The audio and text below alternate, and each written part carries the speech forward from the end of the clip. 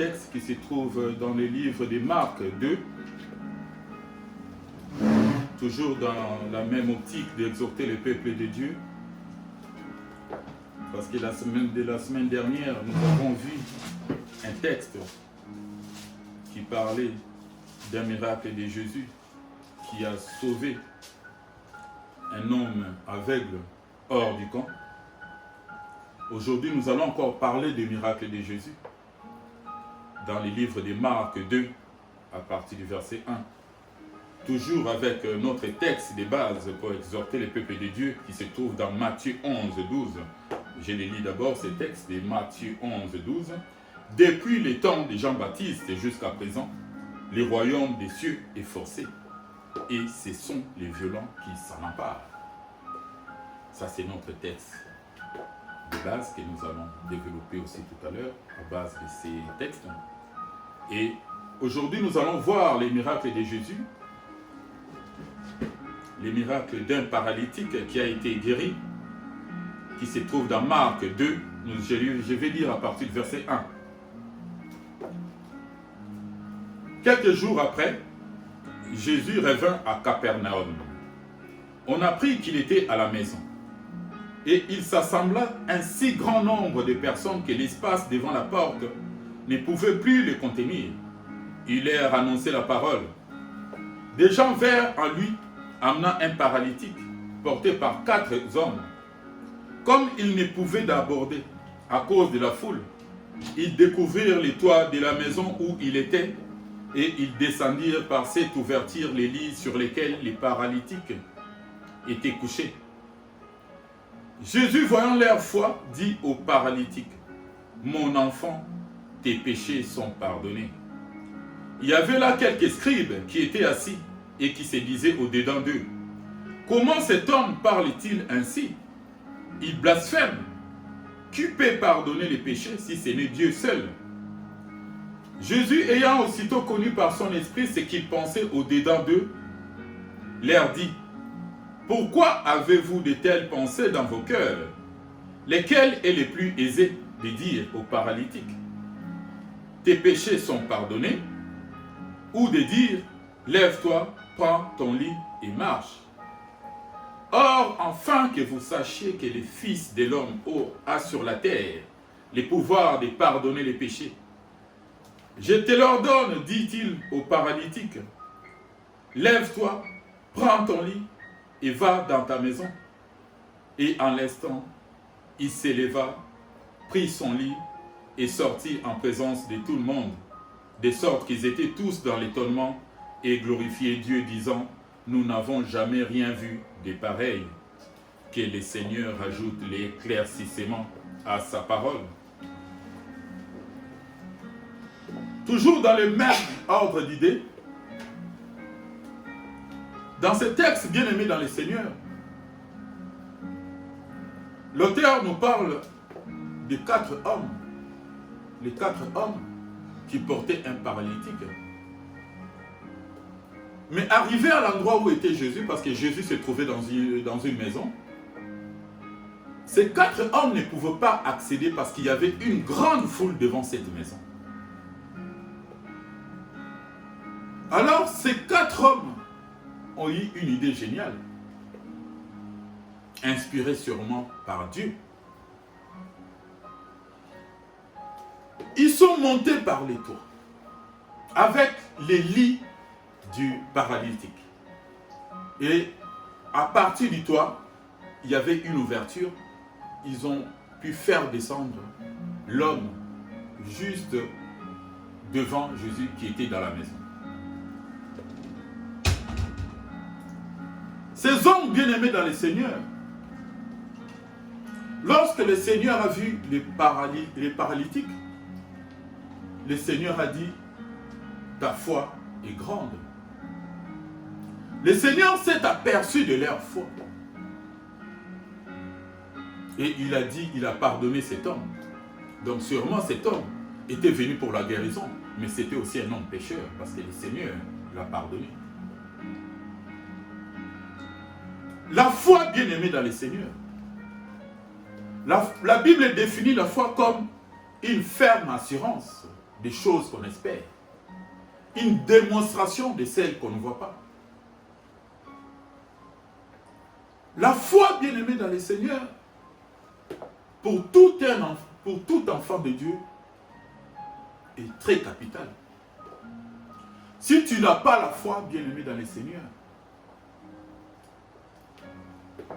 tu ne peux pas voir le Seigneur. Tu ne peux pas être agréable au Seigneur si tu n'as pas la foi. C'est ce que la Bible dit. Et la Bible ne définit pas la relation qu'entretenaient ces 4 hommes avec les paralytiques. La Bible dit seulement que ces paralytiques étaient portés par 4 hommes. Mais cet acte, bien-aimé dans le Seigneur, on voit au travers de cet acte la compassion, l'amour. L'amour des prochains. Juste en rapport avec ce qu'ils ont accompli comme mission. En rapport avec les risques qu'ils ont pris. Les risques de monter sur le toit avec les lits. Ils pouvaient tomber et ça pouvait faire des dégâts. Mais ces hommes ont pris les risques. Ils ont pris ces risques de monter sur le toit. Parce qu'il y avait la foule.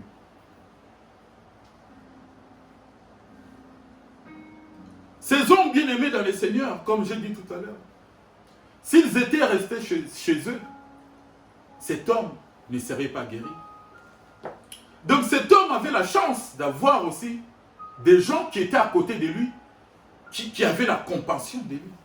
Des gens qui étaient à côté de lui, qui pouvaient l'aider à accéder à la bénédiction auprès du Seigneur. S'entourer aussi de bonnes personnes bien-aimées dans le Seigneur est très important. Cet homme avait la chance d'avoir des gens qui étaient autour de lui et qui pouvaient les porter et prendre des risques pour lui.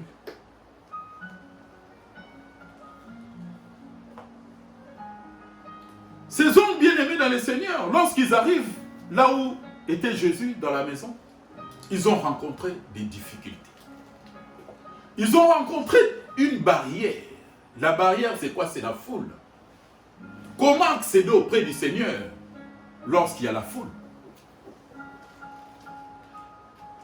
Lorsque je parlais de la femme qui avait la perte du sang, cette femme aussi a rencontré une foule.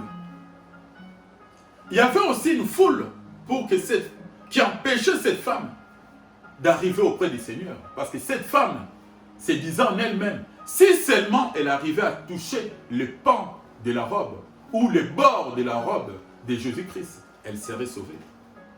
Mais cette femme avait fait violence. Elle a affronté la foule.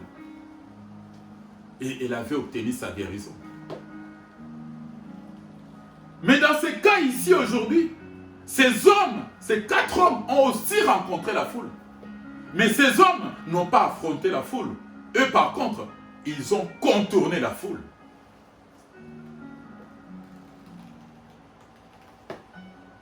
Qu'est-ce que le Seigneur veut nous enseigner?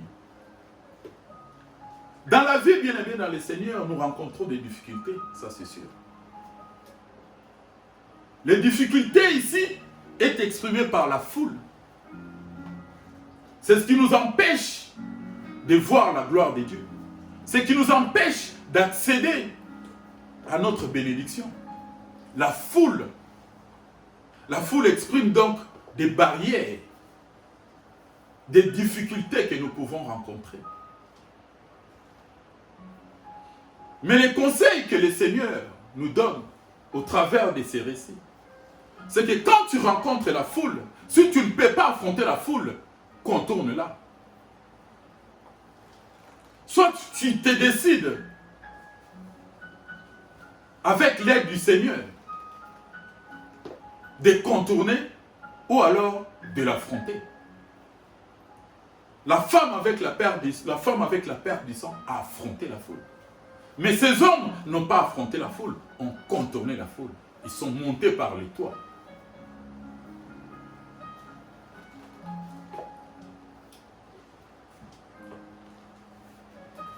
Et lorsque le Seigneur a vu cet homme, couché sur son lit, le Seigneur a dit à cet homme, mon enfant, tes péchés sont pardonnés. Mon enfant. Le Seigneur l'appelle mon enfant. Ici, le Seigneur démontre qu'il est Dieu, qu'il est le Père, qu'il est aussi le Fils, et il est le Saint-Esprit aussi. Parce qu'il y avait des scribes à côté, lorsqu'ils ont entendu cette parole. Ces gens, des scribes, étaient en train de parler en eux-mêmes, au-dedans d'eux-mêmes. Ils disaient au-dedans d'eux-mêmes que cet homme blasphème. Il n'y a que Dieu qui peut pardonner les péchés. Il n'avait pas tort. Parce qu'il n'y a que Dieu qui peut pardonner les péchés. Mais ces hommes, comme ils ignoraient qui était Jésus, réellement, alors pour eux, Jésus était en train de blasphémer. Or, Jésus est l'incarnation de Dieu lui-même. La Bible dit qu'en lui habita toute la plénitude de la divinité. Il était Dieu incarné. Dieu dans la chair. C'est pourquoi il pouvait dire à cet homme, mon enfant, tes péchés sont pardonnés. Mais remarquez que Jésus, avant de guérir cet homme, Jésus doit d'abord pardonner ses péchés. Or, la Bible ne dit pas que cet homme était pécheur. La Bible dit seulement qu'il était paralytique. Mais le Seigneur, en pardonnant à cet homme ses péchés, c'est-à-dire le Seigneur le fait rentrer dans sa gloire. Il ne peut pas guérir son handicap physique s'il ne pardonne pas encore le péché. Il devrait d'abord le pardonner. Il devait d'abord pardonner ses péchés avant de les guérir. C'est ce que le Seigneur a fait pour nous à la croix. Le Seigneur a pris d'abord nos péchés. Il a pris d'abord nos souffrances, nos malédictions. Il les a portées sur lui, à la croix. Et après l'œuvre de la croix, le Seigneur nous a fait grâce. C'est ce que le Seigneur a fait exactement à cet homme. Il lui a d'abord pardonné ses péchés. Et ensuite, il a guéri.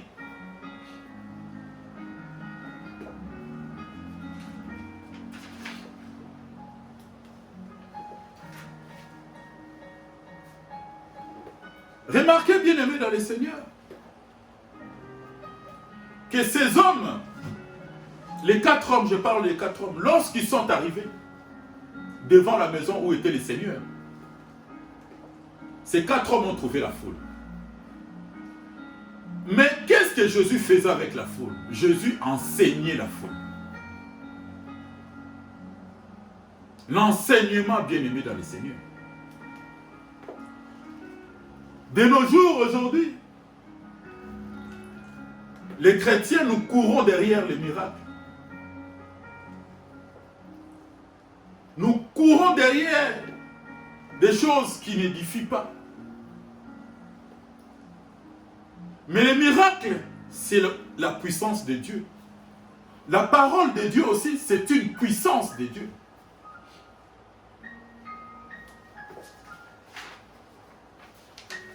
Jésus faisait des miracles et il enseignait aussi. Ce n'est pas mauvais faire des miracles, c'est bien, c'est une puissance de Dieu. Mais les miracles doivent être accompagnés de la parole, de l'enseignement. Parce que si tu fais seulement un miracle et tu guéris une personne sans l'enseignement, mais cette personne tombera encore.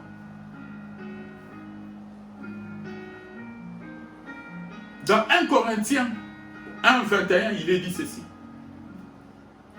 Car puisque le monde avec sa sagesse n'a point connu Dieu dans la sagesse de Dieu, il a plu à Dieu de sauver les croyants par la folie de la prédication. Il a plu à Dieu de sauver les croyants par la folie de la prédication. La prédication. la parole de Dieu, la connaissance de la parole de Dieu. Très importante, la connaissance de la parole de Dieu. Dieu a caché les saluts dans la connaissance de la parole, de sa parole. Tu peux tout avoir, des biens matériels, mais si tu ne connais pas la parole de Dieu, tu es nul. Et la Bible déclare dans Osée 4 à partir du verset 6, « Mon peuple meurt par manque de connaissance » ou « Mon peuple est détruit par manque de connaissance ». La connaissance, bien aimée dans le Seigneur, de la parole de Dieu. Lorsque tu connais la parole de Dieu, lorsque tu es affermi par la parole de Dieu, personne dans ce monde peut se jouer de toi.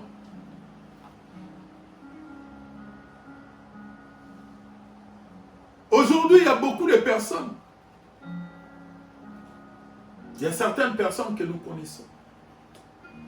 Parce qu'il manquait la connaissance.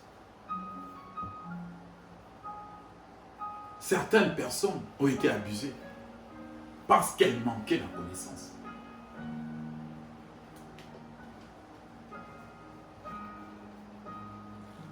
Et comme il y a certains prédicateurs qui tordent le sens des Écritures, des personnes qui ne sont pas fermées tombent facilement dans leur jeu. La connaissance de la parole de Dieu. Le Seigneur passait tout son temps à enseigner. Et quand il s'agissait de guérir, il guérissait. Mais il donnait plus d'importance à l'enseignement. Lorsque nous lisons le livre des Proverbes 22-20, il est dit ceci. « N'ai-je pas déjà pour toi mis par écrit des conseils et des réflexions ?» C'est-à-dire, le Seigneur nous a déjà mis tout par écrit. C'est pour dire que toutes choses ici sur terre, nous pouvons traiter tout avec la parole de Dieu. Tout est dans la parole de Dieu. Le Seigneur nous a déjà tout écrit. C'est ce que Proverbe 22 dit. N'ai-je pas déjà mis pour toi par écrit des conseils et des réflexions pour t'enseigner des choses sûres, des paroles vraies, afin que tu répondes par des paroles vraies à celui qui t'envoie. Proverbe 22, 20.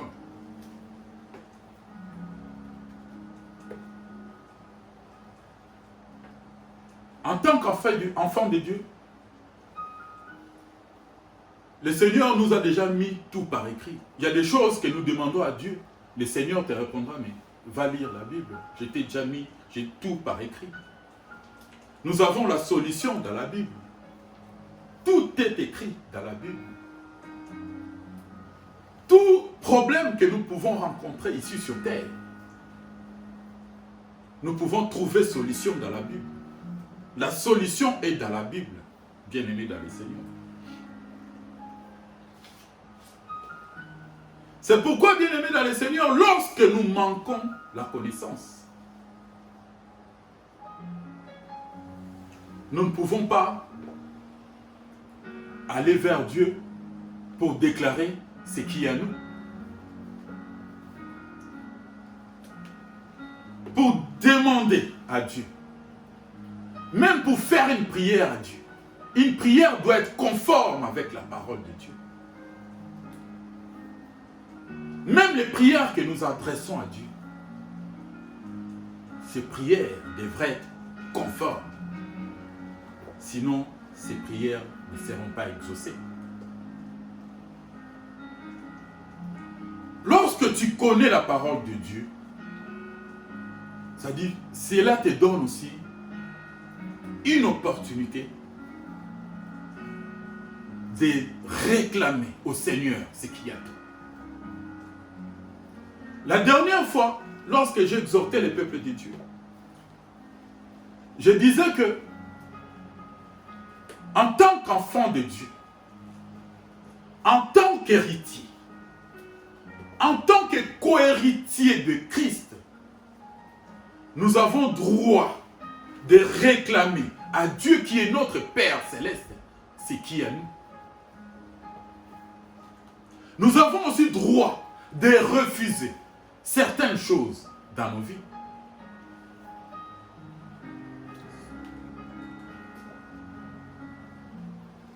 Lorsque tu connais la parole de Dieu et tu mènes une vie misérable, tu as le droit de dire à Dieu, Père, je refuse cette vie misérable parce que je suis un fils ou je suis une fille. Je refuse cette vie. Je refuse ce travail mal payé. Je refuse ceci, cela. Tu y as droit. Mais c'est parce que nous manquons la connaissance. C'est pourquoi nous avons des fois, nous manquons d'arguments. Lorsque je parlais d'Ézéchias,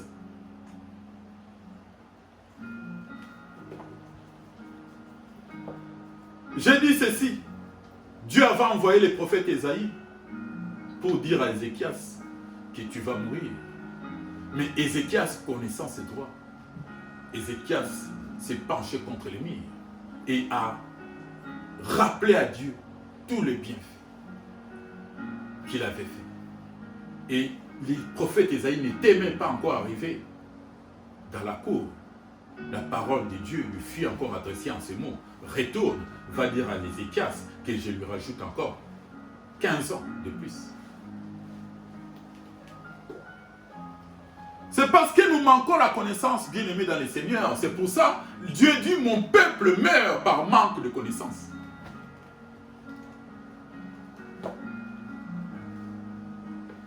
Le Seigneur était en train d'enseigner. Il faisait des miracles. Mais il ne peut pas faire des miracles s'il n'enseigne pas.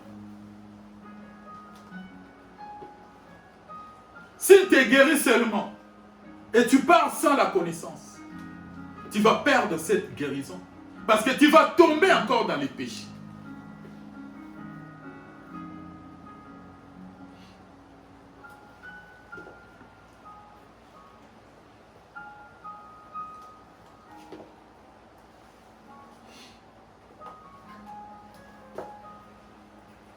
Je disais donc que le Seigneur, lorsqu'il a vu cet homme, le Seigneur était ému. Il s'est aperçu de tous les efforts que ces hommes avaient faits. Il s'est aperçu de tous les mal qui se sont donnés pour faire passer cet homme au travers de l'ouverture du toit. Le Seigneur a dit, vous avez une grande foi. La foi, bien-aimée dans le Seigneur, la foi de ces hommes ont sauvé les paralytiques.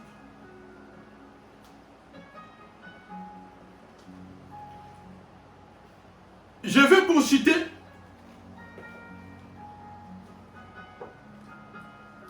lorsque le Seigneur a dit à cet homme, tes péchés sont pardonnés, il y a des gens qui ont murmuré. Et le Seigneur leur a dit, qu'est-ce qui est le plus aisé à dire? Tes péchés sont pardonnés, ou prends ton lit, lève-toi, prends ton lit et marche. Et ces hommes se sont tus. Et le Seigneur a dit, afin que vous sachiez que le Fils de l'homme est venu sur terre. Et le Fils de l'homme a le pouvoir sur terre de pardonner les péchés. Et le Seigneur a dit à cet homme, au lieu de répéter encore que voilà, tes péchés sont pardonnés, le Seigneur a dit, lève-toi, prends ton lit et marche. Et à l'instant même, cet homme s'est levé. Cet homme a pris son lit. Cet homme a pris son lit et a marché. Et tout le monde l'a vu comment il s'est levé et il est parti tout le monde était dans l'étonnement. Et tout le monde qui était à cet endroit glorifiait les seigneurs. Et se disait que jamais ils ont vu une telle chose. Lève-toi, prends ton lit et marche. Si le Seigneur a fait cela à cet homme bien-aimé dans le Seigneur, il peut le faire aussi pour toi, pour moi. J'aimerais te dire, bien-aimé dans le Seigneur, toi qui m'écoutes en ce moment, toi qui m'écoutes sur les réseaux sociaux, toi qui m'écoutes en ces lieux, que si le Seigneur a fait pour cet homme, c'est qu'il a dit, lève-toi, prends ton lit et marche. Il peut le faire aussi pour toi. J'aimerais te dire, bien-aimé dans le Seigneur, que lève-toi et marche sur tes problèmes. Lève-toi et marche sur tes difficultés. Lève-toi et marche sur ce qui bloque ta vie. Lève-toi et marche sur tout ce qui bloque ta bénédiction. Parce que si le Seigneur l'a fait pour ces paralytiques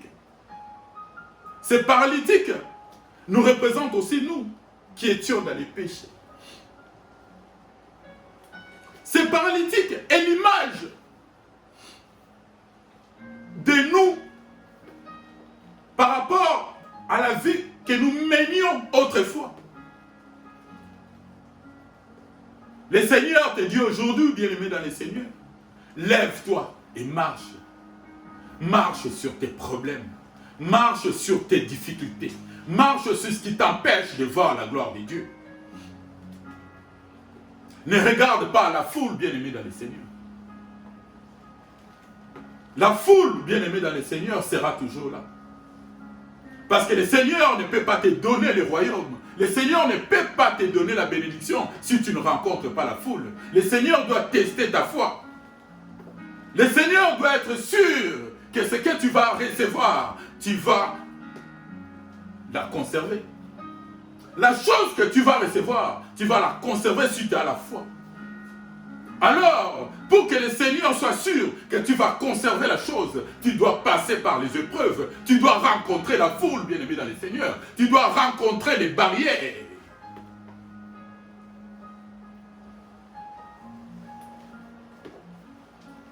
Mais derrière les barrières, derrière la difficulté, derrière la foule, il y a la bénédiction. Il y a le Seigneur qui est derrière et qui t'attend, que tu traverses la foule, ou tu contournes la foule, ou tu affrontes la foule pour que tu puisses avoir ta bénédiction. La foule sera toujours là, bien-aimé dans le Seigneur. Parce que si tu demandes au Seigneur d'enlever la foule, le Seigneur n'enlèvera pas la foule. C'est une prière qui est hors norme. C'est une prière qui n'est pas conforme à la parole de Dieu. Le Seigneur n'enlèvera pas la foule. Au contraire, la foule doit être là pour que tu sois motivé, pour que le Seigneur voie ta motivation. Pour que le Seigneur se rende compte de l'ardeur, du dynamisme que tu as pour conserver la chose, pour avoir la bénédiction. Parce que le Seigneur ne peut pas te donner une bénédiction, bien-aimé dans le Seigneur, si tu ne contournes pas la foule ou si tu n'affrontes pas la foule. Tu dois affronter la foule parce que la foule fait partie de notre quotidien. La foule fait partie de notre quotidien, bien-aimé dans le Seigneur. Des exemples, il y a beaucoup d'exemples dans la Bible où il y a la foule. Où il y a une personne qui veut voir le Seigneur, mais il est empêché par la foule. C'est des enseignements que le Seigneur nous donne. Que tu ne peux pas voir la face de Dieu si tu ne rencontres pas la foule. Tu ne peux pas voir la face de Dieu si tu ne passes pas par des épreuves. Parce que des chrétiens, nous voulons surtout qu'on nous apporte tout sur un plateau d'argent. Ça, c'est les chrétiens. Nous voulons avoir des choses faciles. Nous cherchons la facilité. Mais tu ne peux pas avoir quelque chose si le Seigneur ne prouve pas ta foi.